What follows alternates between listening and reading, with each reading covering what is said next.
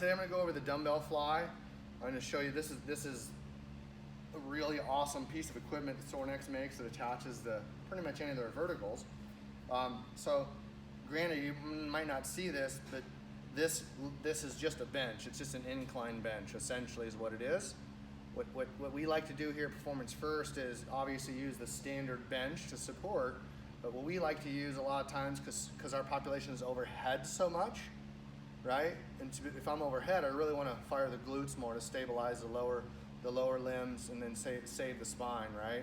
So we really like this a piece of equipment, or you can just use a regular bench and just only put your upper torso on it to fire those glutes. You'll see here in a second. But again, getting to the fly, really, I'm going to keep it real simple for you all, just so you can have some objective things that you're looking for. The first thing you're looking for on an incline bench press is that, in fact, when you're on an incline, and this goes for when you're at a decline as well as a flat bench, your rib cage isn't pitched, okay? As much as this might really come natural when it comes to bench pressing, and as much as you might see it so commonly, make no mistake, folks, rib cage up, not ideal for pec development specifically, right? If that's what we're doing chest work for, right? So rib cage needs to stay neutral, okay? So we're trying to push that small back into the bench. And in this case, you'll see I'm driving my feet into the ground, which is providing the same stimulus, okay? The same muscle action, okay? The second thing is you're gonna see that my humeruses, as I go to a fly, I don't need them to get past 90 degrees here, right? Because that's gonna do exactly what I'm saying. It's gonna really throw that rib cage up. And that's not what we're trying to do, is we're trying to keep the rib cage neutral, so as the humerus moves, we get far more stretch out of that pec muscle, and it's not compensating with the ribs getting pushed up, okay?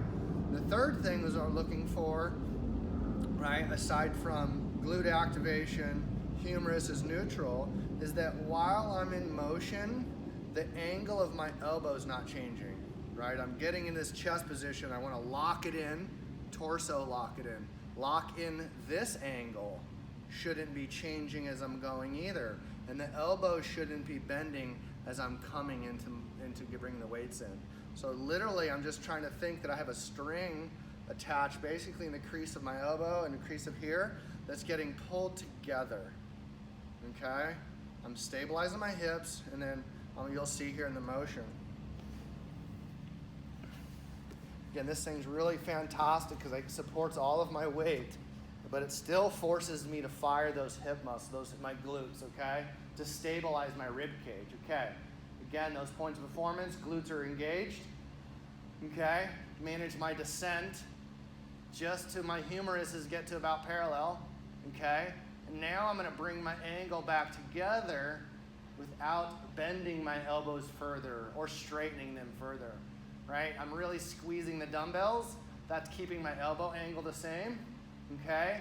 And as I reach the bottom, I don't release my rib cage. I squeeze my glutes and flex my abs more to stabilize the rib cage. And if I have a stable rib cage, like I said, if my rib cage is stable, or more important, it's not in motion, okay, my pecs will receive a lot more stress. And if that's the whole goal, right, is to stress out that particular muscle group to provide a better shoulder function as a whole, okay? So let's really treat this like this exercise specifically like we do all of them. This one's no different. Movement matters most, and here's your incline fly or fly.